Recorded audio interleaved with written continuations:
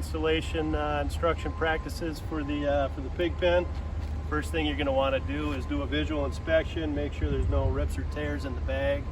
Make sure your cabling doesn't have any frays. So the first step you're going to do is you're going to select the proper collar size for the pig that you're shooting. We're going to do 4-inch here today.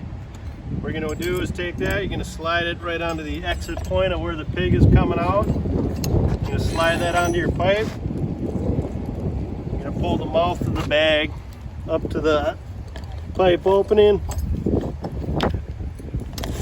Slide that on.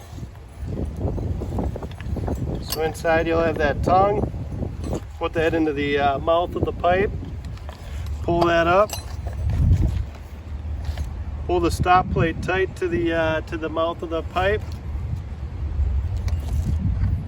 Take the end of your bag, pull it. Make sure your bungees are pulled tight.